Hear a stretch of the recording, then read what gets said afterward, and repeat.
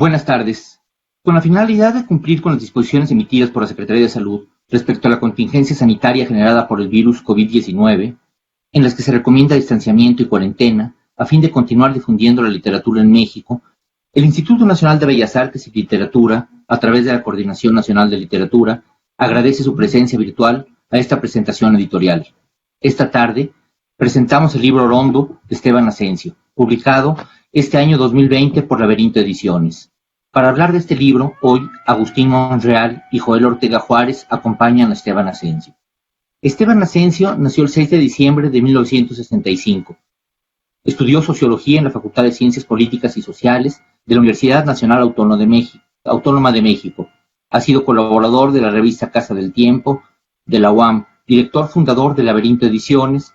Se define como lector iztapalapense antes de ser escritor. En los Anitalleres comparte su propuesta de lectura en voz alta. Ha publicado biografías como Me lo dijo Elena Poniatowska o Memorias de un poeta, Diálogo con Gonzalo Rojas, y novelas como Los Cántaros de la Noche o Variaciones sobre la vida mundana de una mujer infinita, antólogo de mis cuentos preferidos y otros relatos de Rubén Darío, entre otros. En el libro que hoy nos ocupa, Esteban Asensio retoma autores como Dostoyevsky, Proust, Thomas Mann o bien Leopoldo Marechal, León Bioy o Samuel Johnson. Asensio se vale de ellos y de algunos otros para contar la historia de Erasto y Absalón, dos hombres que por circunstancias ajenas a ellos se encuentran y juntos atraviesan el moderno Aqueronte, que los llevará a un destino insospechado y que cada uno afrontará a su manera. Para escuchar más sobre Orondo, Esteban Asensio, damos la palabra a nuestros invitados. Gracias a cada uno de los participantes y espectadores que nos acompañan este día. Agustín Monreal, cuentista, nacido el 25 de septiembre de 1941 en Mérida, Yucatán, poeta y ensayista, ha sido coordinador de talleres de cuento y novela y colaborador de varias publicaciones. En 1995 se instituyó en la ciudad de Mérida el premio de cuento que lleva su nombre. En 2016, la revista de poesía La Otra instauró el Premio Internacional de Minificciones Mínimas Pigmeísmos Agustín Monreal. Ha obtenido, entre otras distinciones, el Premio Nacional de Cuento del Instituto Nacional de la Juventud Mexicana, Premio Nacional de Cuento IMBA San Luis Potosí, Premio Nacional de Periodismo por su columna Tachas en Excelsior, y en 2018 obtuvo el Premio Iberoamericano de Minificción que otorga la Secretaría de Cultura de la Ciudad de México.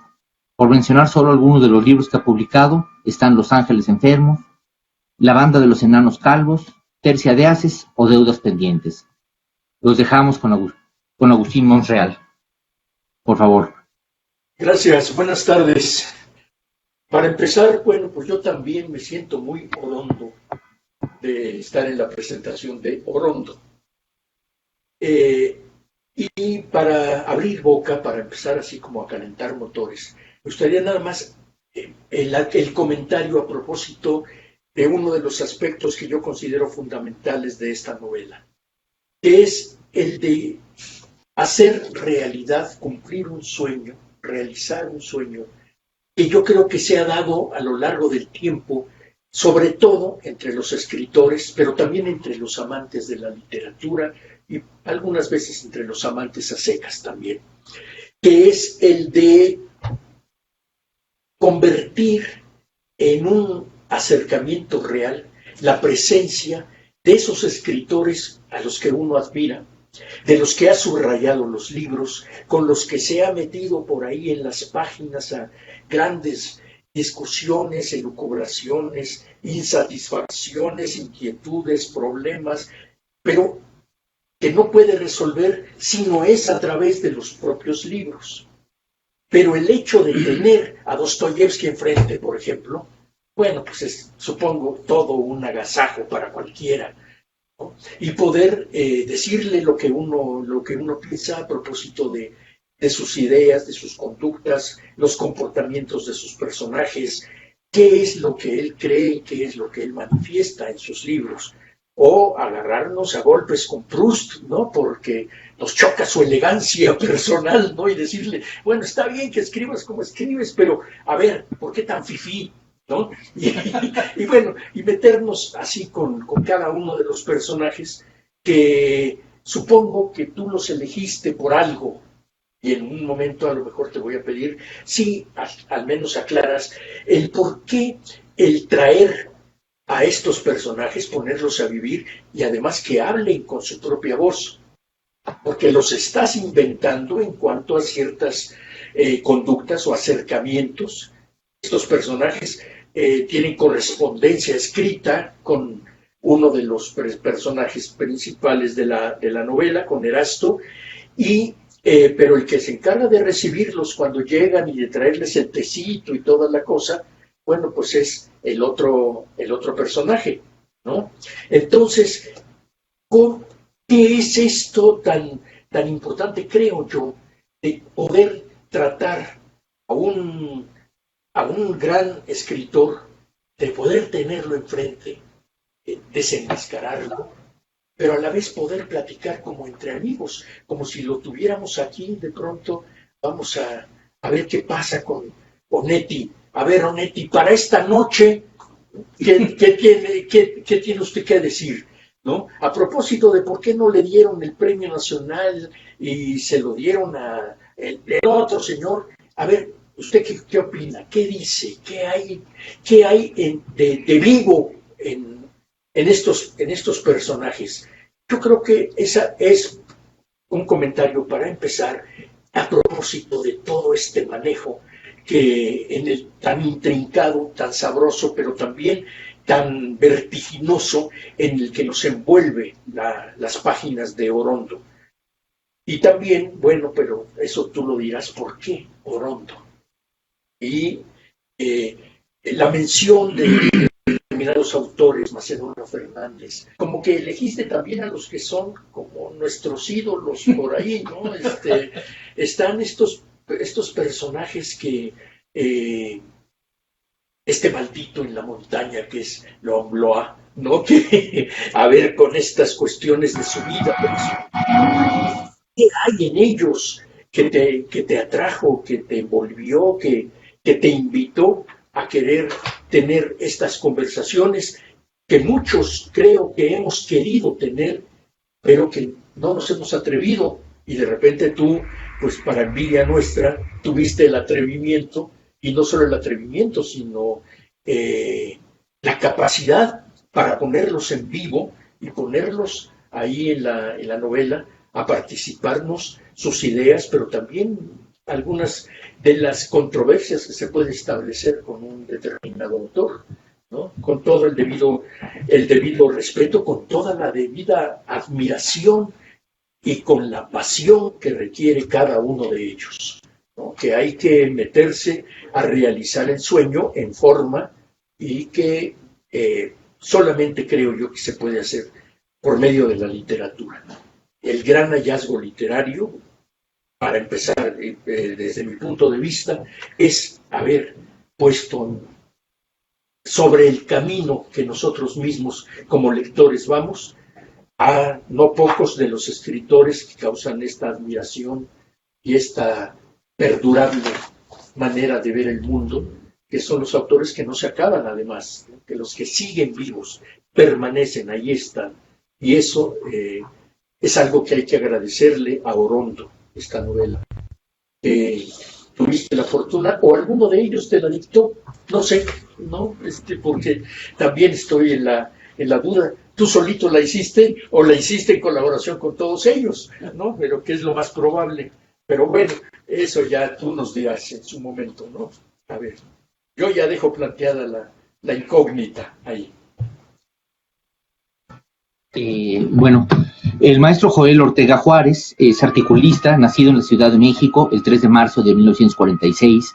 Estudió economía en la Universidad Nacional Autónoma de México, donde también fue profesor de educación media y superior, articulista en publicaciones como La Jornada, Milenio y El País en España, militante de la Juventud Comunista Mexicana de 1963 a 1972, activista del movimiento de 1968, organizador de la manifestación del 10 de junio de 1971, fundador del Sindicato del Personal Académico de la UNAM, ESPA-UNAM, en 1975 y del Sindicato de Trabajadores de la UNAM, ESTUNAM, en 1977. En su obra publicada hallamos libros como Adiós al 68, y libertad de manifestación, conquista del movimiento del 10 de junio de 1971, así como más de una veintena de libros como coautor y prologuista. En 2018 publicó A 50 años del movimiento estudiantil del 68. Maestro Joel Ortega, por favor. Sí, muchas buenas tardes. Bueno, Agustín ya por lo menos a mí me ahorró muchas cosas que, como no soy literato, soy un intruso aquí. Yo creo que todo lo que se ha comentado lo veo yo en esta óptica medio onírica, medio fantástica, medio mágica. Efectivamente, dialogar con esos autores. Tengo la impresión de que hay como una inversión. Los endemoniados de Dostoyevsky vinieron encabezados por él y por los demás, por Mann y por Onetti y por el resto.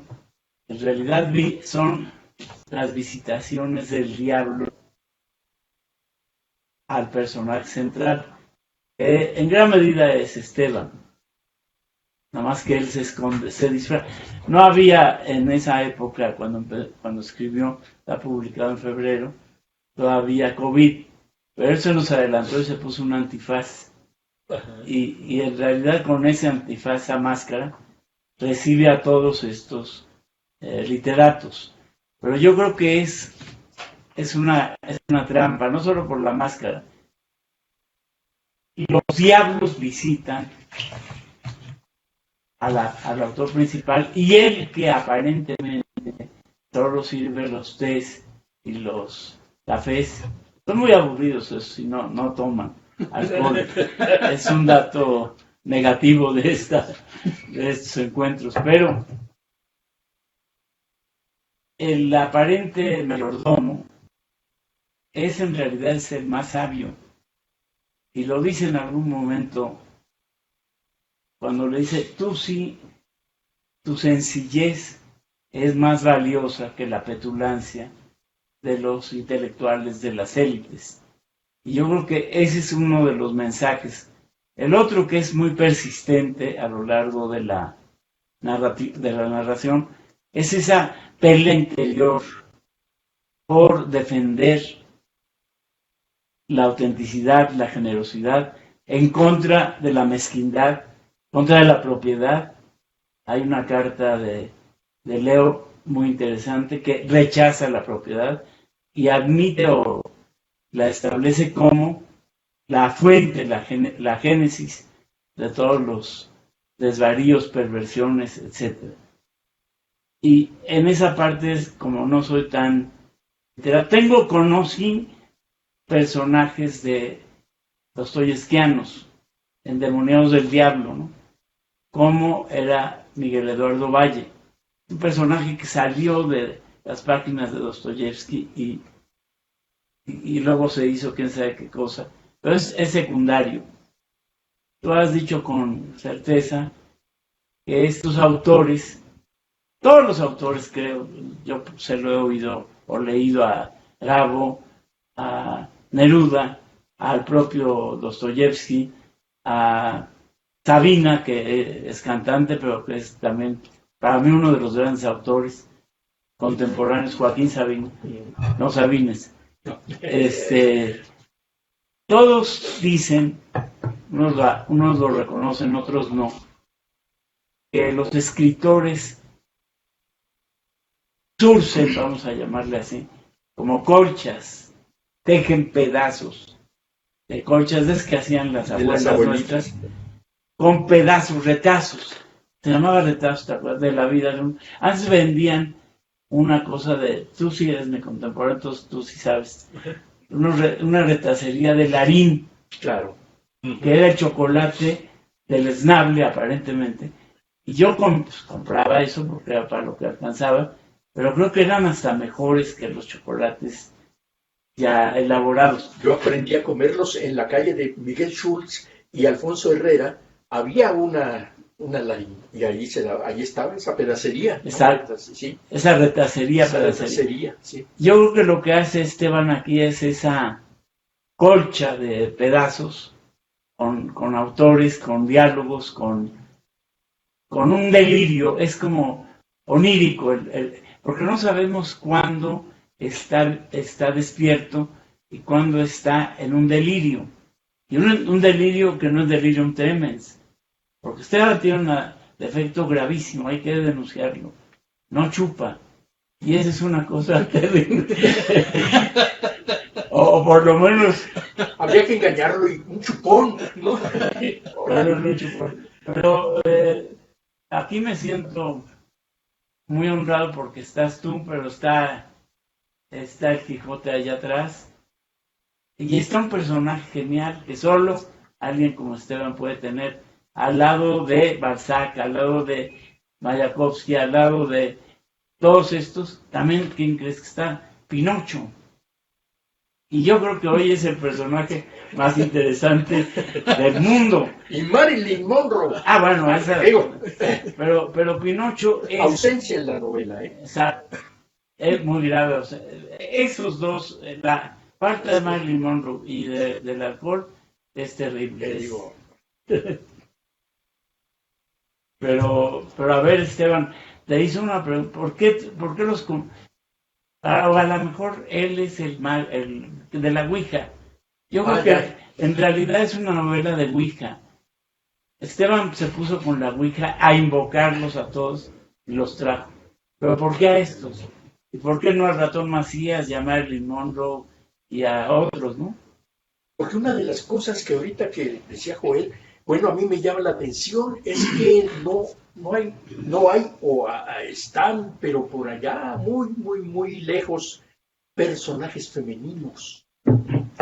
Como que la historia está entre Erasto y Absalón. Absalón, William Faulkner nos faltó por acá. Bueno, y así va uno, no porque los que quieres tener a la mano, pero también Carson McCullers, por ejemplo, ¿no? ¿Dónde está? Y empieza uno a preguntarse, ¿dónde está Elena Garro? ¿Dónde está Inés Arredondo? ¿No? Bueno, a ver, ¿dónde están? ¿Será por lo que dice Joel? ¿No? Por esos delirios incompletos que son los tuyos, porque pues al no haber la completud del chupe, bueno, pues te quedas a secas, ¿no? O por lo menos delirios incompletos, ¿no? Así le vas a decir a tu próximo libro. Para que, a ver si así incompleto. Y conste que no nos hemos metido con la historia. Sí. Lo que trae, lo que hace que estén juntos Erasto y Absalón. Pero eso te toca a ti. A ver, nosotros ya nos ganamos un chupe. Con permiso. Por lo menos de té. Por lo menos de té, ¿no? ¿Vienes? Andrés, ¿le das la palabra? Sí, claro que sí. Maestro Asensio, por favor. Bueno, buenas tardes. Antes quisiera agradecer al Instituto Nacional de Bellas Artes, en particular a la Coordinación Nacional de Literatura, a Leticia Luna, a usted, Andrés, muchísimas gracias por moderar esta mesa y en especial y muy particular a mis dos amigos, Agustín Monreal, Joel Ortega, Agustín Monreal, por los comentarios. ¿Por qué Orondo? En principio, debo decir que una de sus acepciones es contento de sí mismo. Y yo creo que este personaje, Erasto, que también por definición es un poco el bien amado, llega justo a este final suyo, contento de sí mismo. Y yo creo que también al escribir esto, debo admitirlo con sus altas y sus bajas, pero quedé contento. Y esto es Orondo. Orondo, voy a contar la anécdota para un poco meternos y entrar con el asunto de lo onírico. El día que esta novela en realidad pretendió llamarse, y lo voy a decir por primera vez esto, era Confesiones de un canalla, una cosa así, muy viciado ya, pero bueno, estaba un poco, Y un día cerca de yo trabajo desde muy temprano, como a veces lo haces, o más bien tú te quedas toda la noche y te duermes en la madrugada cuando yo me estoy poniendo a trabajar. Bueno, uno de esos días, casi las 4 de la mañana, que de un sobresalto, voy a prender la máquina, y cuando estoy en este sobresalto, antes de ir a prender la máquina, tenía en la punta de la lengua, como se dice, para no salir de este asunto, la palabra Orondo. Ingenuamente, debo admitir que hasta pensé cualquier delirio, ¿no? Como haber inventado una palabra. Ese sí es un delirio, pues. Pero entonces dije, carajo, Orondo. Y me levanté, prendí la máquina, cambié el título y puse Orondo. No sé qué me llevó a ella, pero una cosa estoy cierto. Cuando la pronuncié esa madrugada, me sentí satisfecho. Y cuando busqué un poco los orígenes y todo esto, doy contento de sí mismo. Así que creo que se iba amalgamando perfectamente. ¿Y por qué estos autores, y no voy a salirme ahorita hablo de las mujeres, por qué estos autores? Fíjense que lo he platicado alguna vez contigo, Juan, y bueno, hemos coincidido mucho con nuestros gustos literarios. Cuando concluyo En busca del tiempo perdido, lo primero que se me ocurre es escribir una carta a Marcel, donde le expongo, en esa carta es una carta muy larga, donde le expongo algunas dudas que me ha dejado En busca del tiempo perdido. Por supuesto, en ese momento no me la contesta, no contesta la carta. Y luego, cuando concluyo también algunos libros de Thomas Mann, particularmente La montaña mágica, que me ha dejado honda huella, también surgen dudas. Y tengo también una carta extensísima hacia Thomas Mann. Y así con todos ellos. Pero nadie contestó. Entonces un día decidí hacerlos hablar. Pero era un poco basándome en las cartas. Es decir, si ya les había escrito y no me habían respondido, pues ahora sí, como decimos, ¿no? Les iba a hacer manita de puerco, iba a ser que me contestaran. Eras el coronel que no tenías que... Exactamente, algo así. Entonces, total, que no me escriben. Yo lo que hago es, ahora los voy a hacer que hablen, ¿no? Pero para esto, lo complejo que yo creo que tiene esta obra, o lo dilatado, es que lleve tiempo en elegir y encontrar lo que yo quería preguntar y lo que yo quería que ellos me contestaran. Y es una cosa curiosa, y es ahí donde yo creo que a veces los personajes toman sus rumbos o caminos distintos y no nos pelan, no nos hacen caso, no hacen lo que se les da su gana. Entonces yo traía unas preguntas para ellos y las planteo, y luego, ¿qué sucede? Pues que en realidad cuando voy a traer esos textos a la novela, pues no los encontraba, pero sí encontraba otros, que ellos no querían contestarme lo que yo les preguntaba, sino decir lo que ellos querían. Entonces tenía que yo adecuar un poco el discurso para escuchar lo que decían. Eso es más o menos por qué las mujeres, o que están faltando, está ahí alguna, ¿no? Está mi amiga Adela Fernández, muy querida, está la dedicatoria, ¿no? No, bueno, también está entre las páginas, y hay ausencia de escritoras, por supuesto. Tengo entre estas cartas, voy a mencionar solo a 3, mencionaste tú una sola de las que estaba, fíjate qué coincidencia. Inés Arredondo. A mí, Inés Arredondo, cuando la conocí, en una fotografía, yo quedé encantado con ella. No sé si era así como la vi, pero yo la vi como la tengo en la mente, ¿no? Entonces me enamoré de Inés Arredondo y dije, le voy a escribir una carta así muy de por qué no me esperaste, ¿no? El enamorado fiel. Exactamente. Entonces le escribo a Inés Arredondo una carta bastante chonchita, bastante nutrida, que viene en esa otra parte de las cartas y que no se incluyeron aquí. Pero no solo a ella le escribí, tengo una carta también que me encanta de Rosario Castellanos. y algunas otras que están, por ejemplo, de Virginia Woolf, ¿no? Que me gusta mucho, y también de Emily Bronte, gracias a sus Cumbres Borrascosas.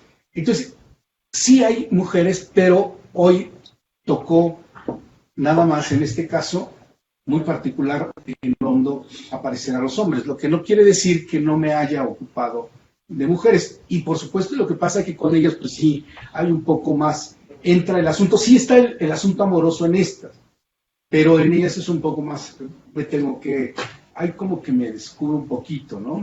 Mis buenas intenciones. Hablamos un poco hace unos días sobre Rosario Castellanos, ¿no? Claro. Y yo te decía que sí, que Rosario me tengo un gran afecto.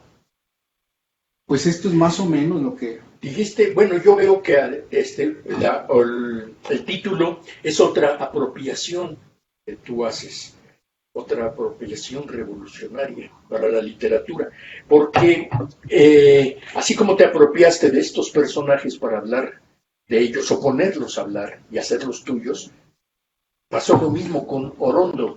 Tú dijiste, bueno, estabas buscando y el significado y todo lo demás, y la palabra ya existe. Sí, pero el chiste, lo creo que es parte del trabajo del escritor, es apropiarse de las palabras, hacerlas verdaderamente suyas, ¿no?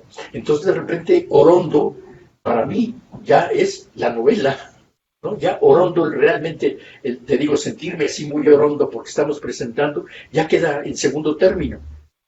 Como el Kafka, la K es Kafka, no hay de otra, ¿no? Entonces, esa función también se cumple con la novela, ¿no? Lo otro era un poco nada más jugar a las posibilidades del delirio incompleto, que es porque falta Pinocho, ¿no? Falta ahí. Entonces, alguna vez aquí mismo y ante una cámara decíamos, ¿no? La opción de ser niños de verdad, Claro, ¿no? por supuesto. De llegar a ser un niño de verdad alguna vez. Yo ya me estoy acercando a la edad de ser niño de verdad, ¿no? Entonces, bueno, pues que claro que me hace falta Pinocho, pero creo que también como ese adecuar las inquietudes personales a las propuestas del escritor no es tarea fácil, no sé, Joel, cómo la veas, pero a mí me parece que es uno de los trabajos de filigrana que tiene esta colcha que nos presenta Esteban con Orondo, ¿no? Cómo ir esos retazos que va juntando, Va cosiendo, ¿no? Surciendo. por ahí, es algo que requiere un trabajo, una agudeza, una lucidez ahí, que afortunadamente por eso es que no bebe, para tener esa lucidez y poder hacerlo, ¿no? Sí, porque quizá borracho a lo mejor lo podemos ir a sacar de la cantina, pero no va a escribir una cosa así. Bueno, hay de todo, como, acuérdate que hay este autor, Iriart, escribió todo un libro y dice que es falso que la inspiración sea solo producto del alcohol. Bebiendo se llama o algo así. Sí, lo hizo después de la estancia en 24 horas. Sí. Ahora sí, todo. Nada más que yo no creo que Allan Poe, por ejemplo, haya escrito lo que escribió estando borracho, ¿no? Se necesita una lucidez. Depende, ¿no? Dicen que Balzac comenzaba a escribir a las 11, 12 de la noche con un litro de coñac. Pero se lo daba a su mujer para que se durmiera y no lo molestara. Entonces, y ponerse a escribir, ese era el chiste, ¿no? Entonces, bueno. Pero volviendo a sí, es una gran travesía, digamos, de este caso de Esteban y sus personajes. Y él es Orondo en cuanto a que se atreve a hablar nada más que con quienes, ¿no? Yo tengo se lo dije desde que me dio el nombre del título, Orondo para mí, porque mi universo es muy cerrado y lo asocio siempre a mi cofradía, a mi pequeña religión. Al primero que le oí hablar, mencionar, pronunciar Orondo, era Valentín Campa, y además lo decía muy chistoso, ¡Orondo! Y para él era una forma de desdén. Decía, fulano, tal político es muy Orondo. Y efectivamente tiene la doble acepción, la que le da Esteban, de satisfacción, de plenitud, en el sentido que él le da, pero también puede ser visto al revés. Tú te sientes muy Juan Camaney. Exacto, es muy orondo. Muy orondo, Muy orondo. muy Juan Camaney, ¿no? Sí, sí. Y yo creo que él logra esta... Es por eso digo que son visitaciones al diablo, porque el diablo es el que convoca a todos ellos y establece un diálogo, ¿no? Un diálogo donde los cuestiona. Y de pronto ellos tienen que, como dice él, no es que tú no encontraras las cartas que ellos tenían y que escogían las que querían, no, es que de pronto los desafiaste, los sorprendiste, como a un raterillo. Ay, cabrón, ya me descubrió este. Entonces tuvieron que hurgar. ¿Y ahora qué le contesto? No, yo creo que hay un juego así.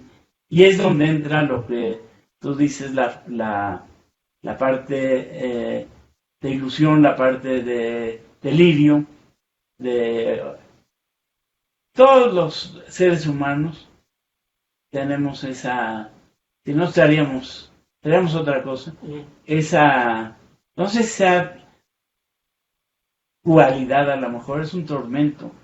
El tormento de delirar, de pensar, de crear, es un tormento. Pero como dice por ahí en la canción o el poema, no sé, un tormento tan divino, ¿no? Es un tormento tan divino, divino realmente, ¿no? Porque eso nos hace seres un tanto superiores, esa capacidad de imaginar, la capacidad de crear, a veces sobre lo que, bueno, no a veces, yo creo que siempre se crea sobre lo ya creado, ¿no? Y eso pues es un tormentazo. Bienvenido además, ¿no? Como los delirios, las ensoñaciones. Eso yo lo adecuaría más hacia la ensoñación. Ensoñación. ¿No? Sí. Que y ahora, nada más esto, perdón que haga este paréntesis, pero no recuerdo, no sé si es Emilio Carballido el autor de Las Visitaciones del Diablo. Hay una novela, pero que no, es Las Visitaciones pero no del me acuerdo Diablo, si es de él. y no me acuerdo si es de Carballido o de quién. Entonces, ¡auxilio! A ver quién me ayuda, ¿no? Porque no me quiero quedar con la duda, ¿no? Desde que te vi Sí. Anunciando la presentación y que hablaste de Las Visitaciones del Diablo. Sí es Carballido, creo que sí. Pero creo que sí, ¿no? Y si no, por ahí a lo mejor Andrés ahorita nos ayuda a ver de quién son Las Visitaciones del Diablo, Andrés. O que alguien google. A ver, una grupo. Sí, son de Emilio Carballido. Déjeme Sí, de todas ¿verdad? maneras sí. Ah, sí, porque desde el día que Sí. que hicieron ustedes Pero es que yo digo Las Visitaciones al Diablo. al diablo. Ese es el No es que has jugado matiz. con las dos, las Pero sobre todo visitaciones de él y las visitaciones al sí. diablo, a los diablos mayores. Sí. A los diablos mayores que son todos estos Thomas Mann. No. Es que mi hipótesis es que ellos vienen a visitar al diablo. Ándale, ya. Sí. No. Con razón ya veía yo unos cuernitos por ahí. Y dije, no son los del parque, ¿no? Ah, bueno, entonces el diablo mayor va a ser acá. Claro. No, aquí, mira. Acá, no, pues se echa la pelotita. No, es él. Porque él los convoca y los somete a un interrogatorio, no de policía, sino un interrogatorio profundo, ¿no?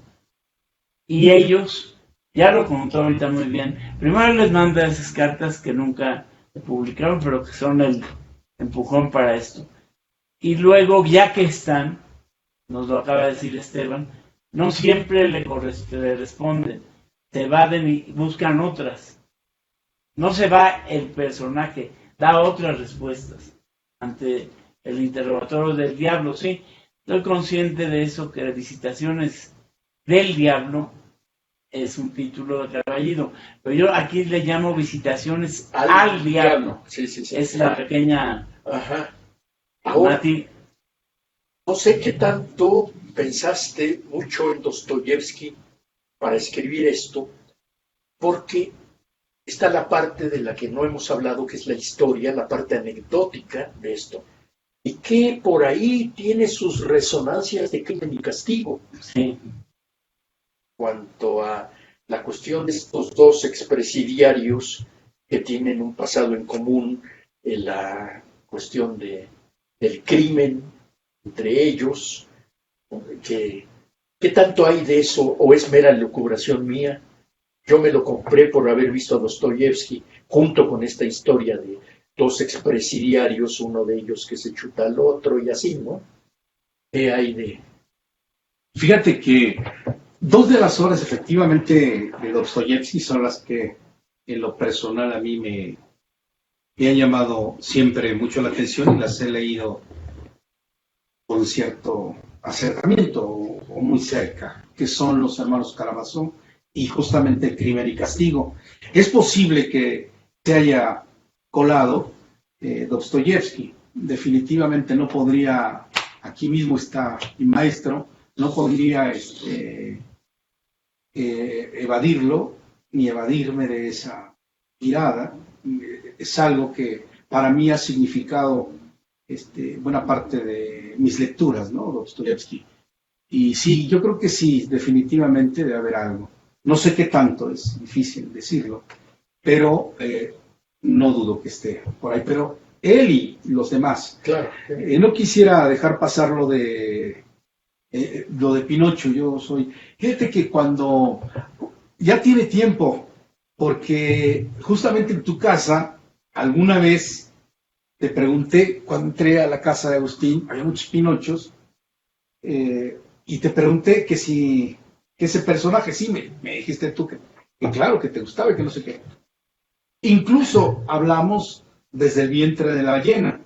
Bueno, y ahí tiene una clara alusión. Y yo no te dije ese día, no sé por qué, y creo que debí decirlo, pero bueno, no lo dije, ahora es la oportunidad. Fíjate que también, como has notado, tengo esa fijación. Cuando era muy niño, mi madre llegó a la casa y me llevó un muñequito de estos, y de ahí viene todo este asunto, ¿no? Y ya entrado en años, bastantes, por cierto, o no tantos, Se quiere hacer grande. Bueno, pues es que digo, por eso digo, te quieres hacer caramba, grande. con usted debo sentir que... Y entonces total que ya entrado ahí, en los años, me dio por coleccionar. Era como un pago a esa infancia por un lado y por otro el reconocimiento a mi madre por haberme dejado esa herencia. Y hoy por primera vez la cuento así, pero acepto que los vi en tu casa y me llené me puse muy llorando. Y ahí también viste a Marilyn. Ahí también. No, Es que, fíjate, tenemos eso. Ella se gusta, ¿por quién no le gusta más? ¿Tú has salido hasta con ella fotografías? Sí, claro. Ah, sí. Sí. Ah, qué bien. Yo tuve la fortuna ya por los años 50. Ella vino por acá a México. Cuando la famosa fotografía. Cuando la famosa fotografía Le donde está preguntaron a cruzando usted, la piernita. ¿usted qué usa? ¿Qué trae puesto? Sí. Chanel número 5. Chanel número 5. Y ya era bastante ya, ¿eh? Sí, por 5. 5 ya es mucho, ¿no? Pero Es una fotografía.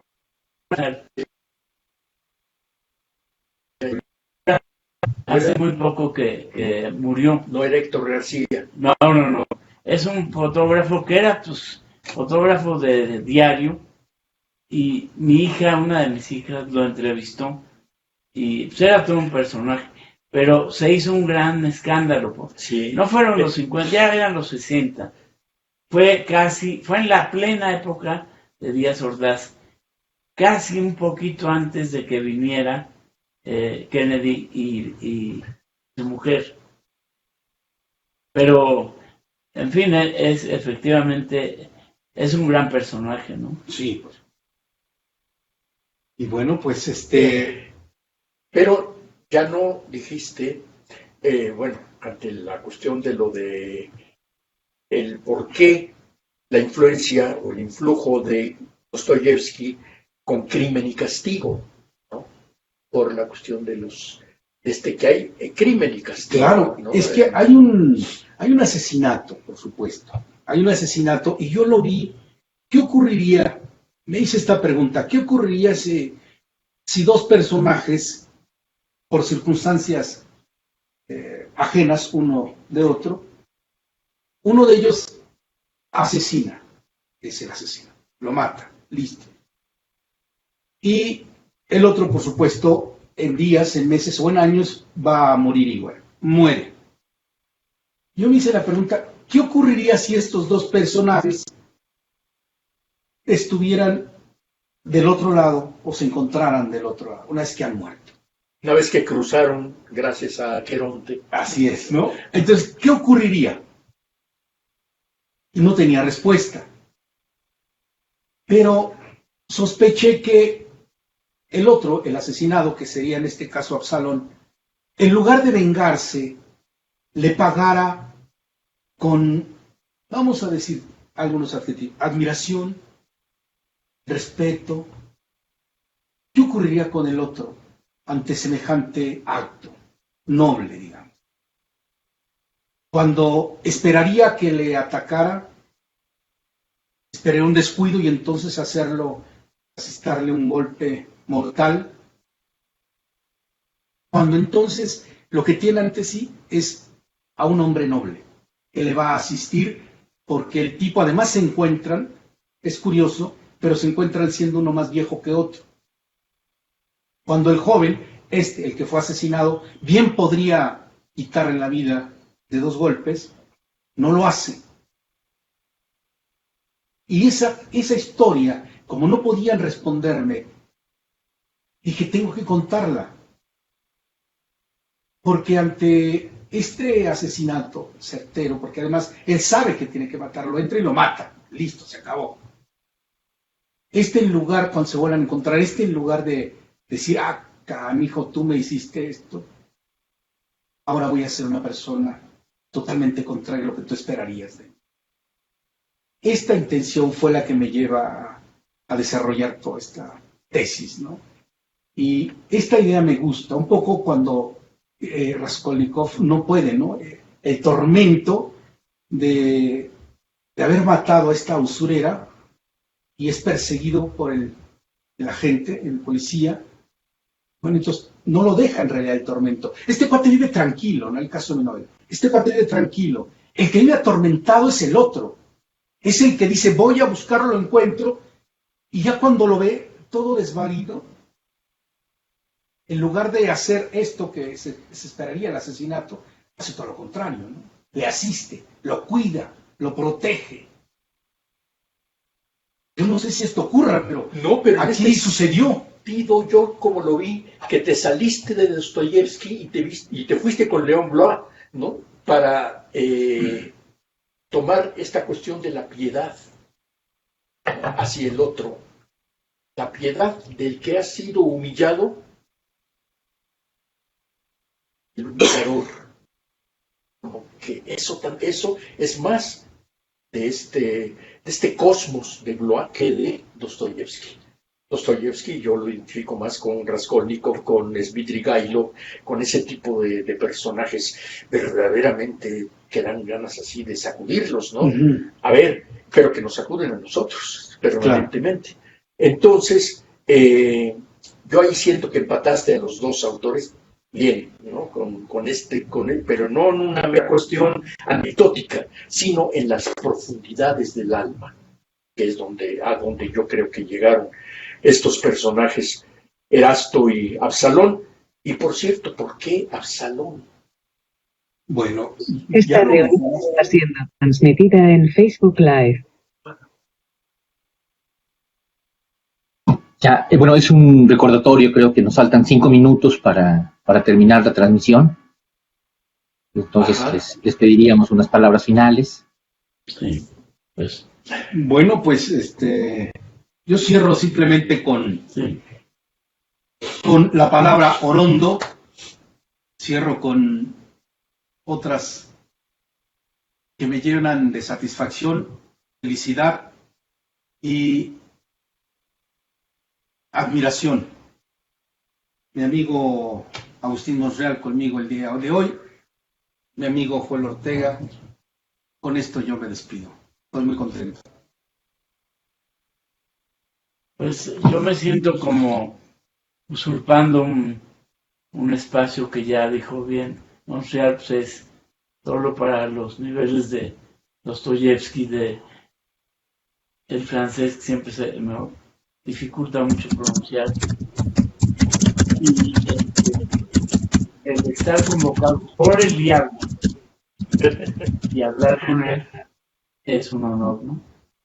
Nosotros vinimos a hacer las visitaciones al diablo. Exacto. Nosotros ahora nos apropiamos de la expresión de esta demoníaca, ¿no? Pero que finalmente llegamos a los tormentos divinos, gracias a la invocación demoníaca que hiciste, llegamos al tormento divino de la creación, que yo creo que es uno de los aspectos sumamente importantes de la obra, que nos permite, nos lleva a que estamos leyendo una ficción, pero naturalmente, como ocurre con las buenas ficciones, nos olvidamos que es una ficción y entramos en un terreno de la realidad, pero en una realidad espiritual, quizás, válgame la expresión, ¿no? Lo espiritual en el sentido alto en el que lo manejan ellos, ¿no? Estos autores. Y pues ya yo convocaría ahora a que también nos acompañen a visitar a este diablo mayor que Joel ha convertido el día de hoy a Esteban Asensio en diablo mayor. Y bueno, pues adelante. ¿No? Que compren el libro y ahí se lo encuentran. Claro, ¿no? Que hagan la visitación al diablo leyendo Orondo. Muchas gracias.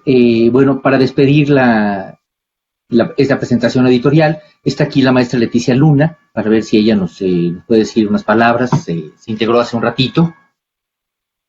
Maestra, por favor. Muchas gracias, Andrés. Qué honor, Joel Ortega, Agustín Monreal, Esteban Asensio, de que estén presentando este libro Orondo aquí en la Coordinación Nacional de Literatura de forma virtual.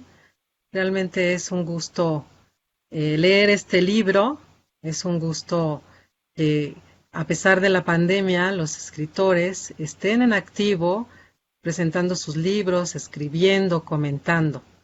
Pues yo les agradezco muchísimo su participación y una gran felicitación, querido Esteban. Muchas gracias, maestro Agustín Monreal, Joel Ortega.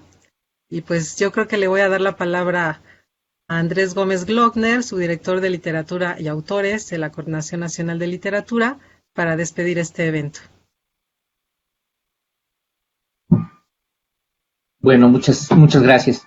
El Instituto Nacional de Bellas Artes y Literatura, la Coordinación Nacional de Literatura, les agradecemos su atención en esta presentación editorial de Orondo de Esteban Asensio.